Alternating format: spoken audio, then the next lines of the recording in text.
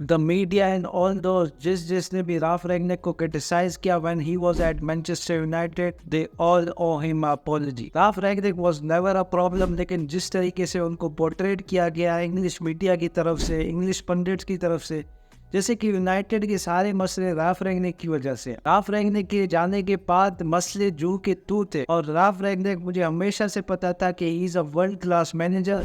और जब वो मैनचेस्टर यूनाइटेड के बाद जब वो ऑस्ट्रिया की टीम में आए, तो ऑस्ट्रिया की टीम के साथ, इस टीम के साथ उन्होंने यूरो कप के लिए क्वालिफाई किया, और यूरो कप में फ्रांस और नेदरलैंड्स के होते हुए उन्होंने फर्स्ट पे अपने ग्रुप पे टॉप पे फिनिश किया विदाउट देयर लीडर डेविड अल्लाबा। और अगर हम 58 मिनट से 85 मिनट की बात करें तो भाई हर मिनट इक्वेशन चेंज हो रही थी, कुछ पता नहीं था कि क्या होगा। इट वाज पीक सिनेमा, और यही यूरो कप का मजा है। लेकिन अगर आप ओवरऑल ग्रुप की बात करें तो फ्रांस यहाँ पे बहुत ज़्यादा डिसअपॉइंटिंग रही है, क्योंकि फ्रांस को जिस तरीके से परफॉर्म करना था फ्रांस ने उस तरीके से परफॉर्म नहीं किया। They are yet to score open goal. उन्होंने ओपन गोल के बगैर अगर आप बात करें तो राउंड ऑफ 16 के लिए क्वालिफाई किया। बहुत ज़्यादा डिसअपॉइंटिंग रही है। और मुझे एक बात समझ नहीं आती कि लोग यहाँ पे इंग्लैंड को क्रिटिसाइज करते थे कि करना भी चाहिए, साउथगेट को क्रिटिसाइज करना भी चाहिए, जिस किस्म की वो पैथेटिक फुटबॉल खेलते हैं। लेकिन मुझे फ्रांस और इंग्लैंड की फुटबॉल में अगर आप देखें तो इतना ज़्यादा मुझे फ़र्क नज़र नहीं आता। क्रिटिसिज्म साउथगेट स्पेन सिर्फ इसी वजह से होता है क्योंकि वो अचीव नहीं कर सका। अगर आप देखें तो इंडिविजुअल ट्रॉफीज़, तो डियर डिशूम जो है वो अचीव कर चुके हैं फ्रांस की, शायद उसी वजह से उन पर क्रिटिसिज्म नहीं होता कि वो फाइनल जीत चुके हैं, वर्ल्ड कप का एक और फाइनल खेल चुके हैं।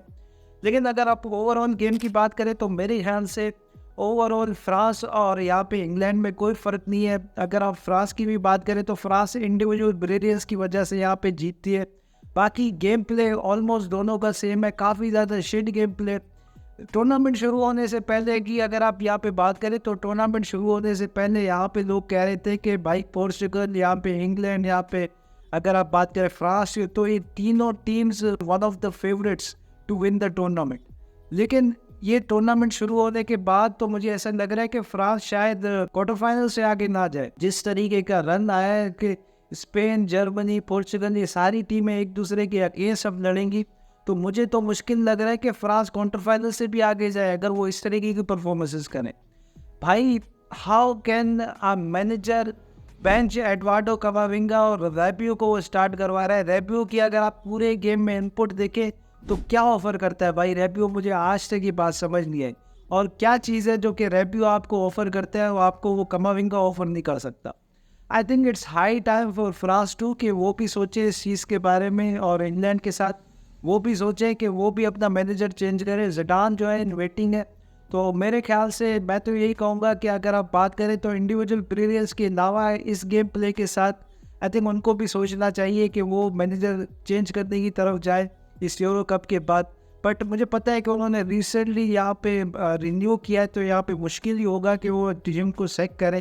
बट मुझे लगता है कि अगर यहाँ पे आप बात करें तो उनको चेंज करना चाहिए, ज़िडान को लेके आना चाहिए, बिकॉज इस टीम को ज़िडान ही खिला सकते हैं। इस टीम से जो काम है वो ज़िडान ही ले सकते हैं, और ज़िडान के अंडर अगर आप ये टीम देंगे, फ्रेंच टीम देंगे, तो आई बिलीव कि वो बेहतर फुटबॉल आपको खिला सकेंगे rather than जो फुटबॉल आजकल फ्रांस खेल रही है लिटरली कैंसर।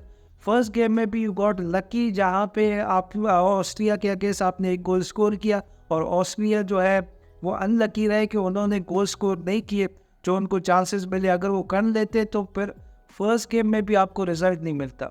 तो ओवरऑल आई थिंक अगर आप बात करें तो मुझे लगता है कि यहाँ पे काफ़ी ज़्यादा डिसअपॉइंटमेंट रही है। फ्रांस जो है पूरा, अगर आप यूरो बात करें तो फ्रांस की उस तरीके की परफॉर्मेंसेज नहीं निकल के आई जिस तरीके से आप एक्सपेक्ट कर रहे थे। बाकी किलियन एम्बापे की अगर मैं बात करूं तो किलियन एम्बापे भाई वो superb, I think man of the match यहाँ पे परफॉर्मेंस थी उसकी, बहुत ही बेहतरीन उसने खेला। He was literally everywhere and can't believe we got him for free. और भाई यहाँ पे Argentina book their places for the quarter finals by beating Chile 1-0, और लोतारो मार्टिनेज ने यहाँ पे 87वें मिनट पे गोल स्कोर किया और they qualified for the quarter finals. तो यहाँ पे अगर हम फर्स्ट हाफ की बात करें तो आई थिंक फर्स्ट हाफ यहाँ पे डिसेंट था अर्जेंटीना का। उन्होंने बिट चांसेस भी क्रिएट किए, जो मोस्ट इंपॉर्टेंट चीज़ थी कि उन्होंने गेम को कंट्रोल किया, जो कि अगर आप कनाडा के अगेंस्ट देखें तो फर्स्ट हाफ में उन्होंने गेम को कंट्रोल नहीं किया था, बट उन्होंने गेम भी कंट्रोल किया, उन्होंने चांसेस भी क्रिएट किए। And they give nothing defensively. तो आई थिंक एक सॉलिड हाफ था यहाँ पे अर्जेंटीना का। हाँ, आप कह सकते हो कि फाइनल थर्ड पे यहाँ पे अर्जेंटीना बेहतर हो सकती थी। जूलियन अल्वारेज के पास चांसेस थे, चांसेस क्रिएट किए, 3-4 चांसेस क्रिएट किए, बट चांसेस को कन्वर्ट नहीं कर सके। और अगर आप इन दोनों गेम्स की बात करें, कनाडा के अगेंस्ट और अगर आप चिली के अगेंस्ट, ये दोनों गेम्स की बात करें, तो आई थिंक अर्जेंटीना ने जितने चांसेस बनाए दोनों गेम्स में, उन्होंने अपने चांसेस नहीं लिए। आई थिंक अगर वो अपने चांसेस ले लेते तो मुझे लगता है कि वो एटलीस्ट 3 गोल की लीड से यहाँ पे दोनों गेम्स जीत जाते। लगता है कि वंस अर्जेंटीना स्टार्टेड क्लिकिंग तो it's their tournament to lose. और यहाँ पे अगर आप बात करें तो only Uruguay and Colombia I think the closest team to Argentina. बाकी ब्राज़ील का इतना अच्छा कोई पहला गेम नहीं गया, इतनी अच्छी परफॉर्मेंसेज उनसे नहीं गई और काफ़ी ज़्यादा मतलब आप कह सकते हो कि डिसअपॉइंटिंग परफॉर्मेंस यहाँ पे रही थी ब्राज़ील की फर्स्ट गेम में। तो मुझे लगता है कि अगर आप बात करें तो अगर क्लिक कर जाते हैं Argentine players in upcoming games, तो मुझे लगता है कि it's their tournament to lose. अगर आप कोलंबिया की बात करें तो Colombia is one of the team to watch out. उन्होंने बहुत अच्छी परफॉर्मेंसेस दी है, उनकी परफॉर्मेंसेस बहुत अच्छी है। रिसेंटली अगर आप देखें, जेम्स रोड्रिगेज ने पैराग्वे के अगेंस्ट 2 असिस्ट किए थे एंड ही केम बैक। और अगर आप ओवरऑल केमिस्ट्री की बात करें तो अच्छा खेल रहे हैं, उरुग्वे भी अच्छा खेल रहे हैं। तो आई थिंक वंस जो चीज़ें जो है वो अगर क्लिक करना स्टार्ट कर दे, देन मुझे लगता है कि it's Argentina tournaments to lose. लेकिन मैं यहाँ पे स्पेशली बात करना चाहूँगा लिसांड्रो मार्टिनेज और कटी रोमेरो, इन दोनों का जो डियो है मेरे ख्याल से बहुत ही बेहतरीन डियो है। क्वालिटी तो इन दोनों में है, इसमें तो किसी को शक नहीं है क्वालिटी में, लेकिन दोनों की जो अंडरस्टैंडिंग है एक दूसरे से वो भी बहुत ज़्यादा अच्छी है। आज के गेम में आपने देखा होगा कि काफ़ी ज़्यादा अच्छी अंडरस्टैंडिंग है एक दूसरे में। और मुझे लगता है कि Argentina is set for the next decade. भाई जिस तरह का ये पेयर है और जिस तरीके का काम एंड कंपोज प्लेयर है, अंडरस्टैंडिंग एवरीथिंग आप कह सकते हो कि बहुत अच्छी है।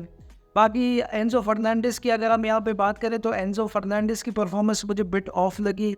शायद स्कलोनी अपने मेन प्लेयर्स को ट्रस्ट कर दे, इसी वजह से एंजो फर्नांडिस को वापस स्टार्टिंग लाइनअप में लेके आए। क्योंकि मुझे लगता था कि पेरेडिस की जिस तरीके की परफॉर्मेंसेस रही थी कनाडा के अगेंस्ट, तो मुझे नहीं लगता था कि यहाँ पे एंजो फर्नांडिस स्टार्ट कर पाए। स्पेशली वो सर्जरी करा के आ रहे हैं, इंजरी से वापस आ रहे हैं, तो मुझे नहीं लगता था कि वो स्टार्ट करें। बट उनके जो परफॉर्मेंसेस रही है मुझे लगता है कि या तो वो इंजरी से वापस आए या तो मुझे आज की गेम में थोड़ा सा इंजर्ड लगे। बाकी आई थिंक लियो मेसी काफ़ी ज़्यादा इंप्रेसिव थे, पीछे आके इन्वॉल्व भी हो रहे थे और एक आधा बॉल भी वो निकाल देते।